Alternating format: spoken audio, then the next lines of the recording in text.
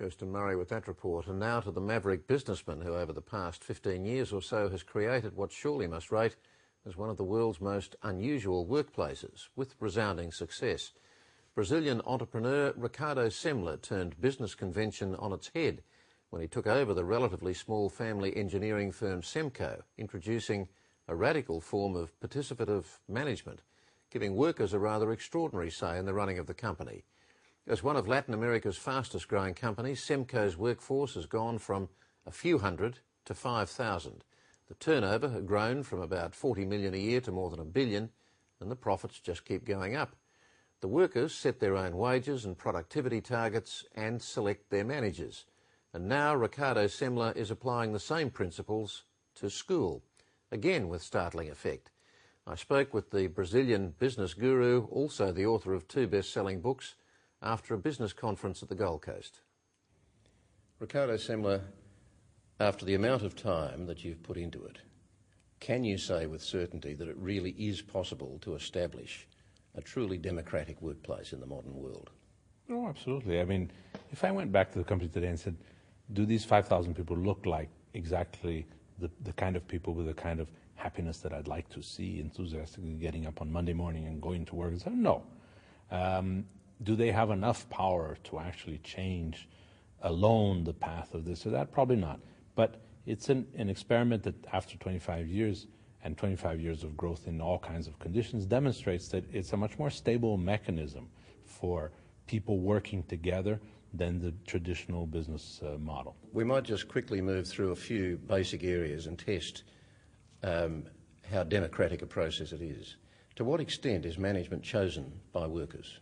Elected? There's no process other than being anonymously evaluated by your subordinates. So there's no process by which I, for example, could choose someone without first having that person be interviewed by his or her future subordinates. So in that sense, it's a process that's that can't be diverted by management power.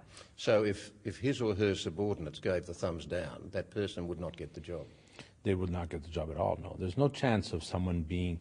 People will be interviewed for a management job, sometimes by dozens of future subordinates before they actually get the job, and they'll do it 2, 3, 4, 5 times, so that by the time the person's finally hired, everyone knows everything about it. And what about how you arrive at a salary level for any individual worker? Basically, you know, we as a company, we know how much people make inside, outside, and how much we can afford. People know other things as what do they need, what would they like to have at this point in their lives, what do other people make doing other things, and no one has all of these things together. So we give them these 3, and we say to everyone, look, this is what everyone makes in the company. Here's what the company makes in its profit margin, and here's what people make at other competitors. Now, you have everything it takes to tell me what your salary should be. Now, people's first reactions is to say, oh, okay, I'm going to multiply it by 10. But the fact is that in these 6 monthly budget meetings in which people put together their future, also anonymously, we decide whether Carrie O'Brien is worth $8 million a year or not. And if the fact that you think you're worth $8 million might not coincide with ABC's opinion, and if it does not... I think my opinion would be somewhat lower than that. But no, my opinion of you is good. Now, but what I'm saying is that what will happen is that it won't stick. And so people say, look, I think he's worth that, and he's fantastic, but maybe at BBC in London, not here. And so the person is out of a job. Your most recent book you called The 7-Day Weekend. Surely that's a bit of a misnomer because it implies that we can have fun all the time and not have to work. Yeah.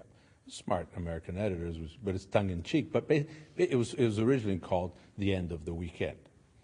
But the whole rationale, of course, is the following. You look at it, you say, oh, I work Monday to Friday, but then on Saturday and Sunday I do what I want, which isn't true anymore. You're taking your kid to soccer by 10 o'clock. You're going to your mother-in-law for lunch. If you don't show up at the right time at the dinner reservation, you've lost the reservation. And this is how your weekend is structured. No one has any more idle time.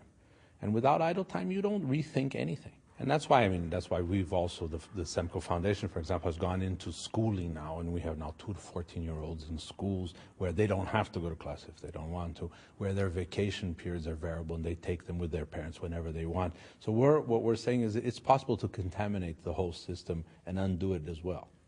So tell me about the school system. How well does it work? What is the evidence that it works? What are the goals? Now, 20 days ago, Bill Gates announced that Microsoft, after looking at 100 and something countries, chose 12 schools around the world, and one of them is ours in Brazil, as schools of the future that they're going to try and empower, et cetera, et cetera. There, what we're saying is the following. When you look at your past and my past and anybody's past and say, when did we actually learn something? It was when you were very interested at that exact moment, and there was somebody who was passionate on the other side. Never in any other situation. And so our answer is the following. Do I want a kid who I said to sit down and shut up? Do I want him there? What is the chance that he's going to retain any knowledge? It's very small. So we say, show up when you want to. And when you want to, you will learn enough for all of that time when you would have rather been surfing or playing soccer. And it's very difficult for people to accept. BBC television just went down to film this, and there's a whole area where you can watch DVDs and play video games the whole day long instead of going to class. And so they set up their cameras there. Said their kids must be here, but the kids don't stay there for very long, because there's only so long you can watch video game before it gets boring. And then at a certain point in time, they come back. And if you make it interesting, for example, our courses are not geometry or physics. Our course is setting up a bicycle. So it's a 3-month course.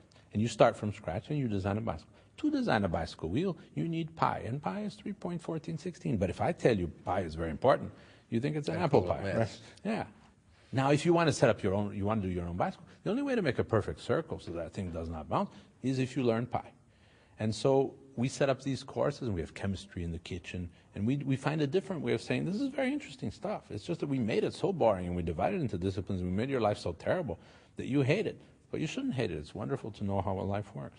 Do you have any respect for a corporate culture, say an investment bank, a very successful investment bank, where part of the culture is that everybody's at their desk by 7 or 7:30 in the morning, and the one who leaves before 7 at night is regarded as something of an aberration? And maybe they do make big profits and they get big bonuses. So why isn't that culture a symbol of success to you? It's basically a military culture. When you think, what's the difference between Colin Powell and Jack Welch? Are they not interchangeable? Sure they are. In an MBA or somebody from West Point, we talk about military terms all the time. We say, our business has this strategy, we're going to outflank them, we're going to fire this person. This is the whole rationale. This is also the age of the MBA, isn't it? That MBAs are seen as a kind of necessary prerequisite on the road to the top. Again, what respect do you have for that kind of thinking? Very little. I mean, I've stopped now, but I've been teaching MBA at MIT and at Harvard. In both places, I look at those MBAs and I say, I want you to look at the reading material here, and you're going to find Kafka and Marco Polo and Freud. I don't want to teach about Peter Drucker and strategy of this and that. You can pick up anytime you want. The real question is, how do I keep you at 45 from buying a red sports car and trading in your wife for a 19-year-old model? You know, that's an essence of life that we want to talk about. The rest you can learn. It's not that difficult. And what respect do you have for the business culture, the corporate culture that believes that you have to have a certain amount of fear in the workplace as a motivating force for your workforce? Which is, again, the military paradigm, because you take a flank of 11,000 Anzac people in Gallipoli, and you say, guys, we figured it's you 11,000 who need to die, okay? And the guy says, actually not, if you were to ask me. And so you say, I'm not going to ask you. And what I'll tell you is the following. If you do not actually go to Gallipoli, I will kill you anyway. The sergeant has orders to execute you if you try and leave. So then it doesn't really matter that you try and run against a few bayonets on the other side, because you're going to be killed anyway. And so that kind of fear in a company says, you show up here, you do your thing, we'll take care of you, which is not true. It's a fraudulent statement nowadays. We can't take care of you. We don't know that this job is going to Thailand within 2 years. And you do as I say and you'll be all right. And so the whole concept is already flawed at the very beginning. So there's very little respect for the idea that if I have enough terror, people will do the right thing. So what happens from here for you? Because I know you've got no great respect either for the 5-year plan. Do you have any idea where you and Semco will be 5 years from now? No. And I try not to think about it in the sense that it will always be, I think people's futures are always based on wishful thinking. You don't really say, I see myself 5 years from now in a hospital with a tremendous cancer problem. I don't see people looking at themselves 5 years ahead and seeing that if they don't have the antecedent. So basically, people are wishful thinking. I will be better, the company will be better, I will be happier, I will have more kids, and so forth. So it's an exercise that I think you're not even ready for life if you actually prepare yourself so far ahead that you're actually forced to follow the path that you set for yourself instead of just watching and realizing that you can take a dramatic right turn and nothing else will happen. I'm coming here from a honeymoon in Samoa, so you never know where your life is going. Ricardo Semler, thanks for joining us. Thank you.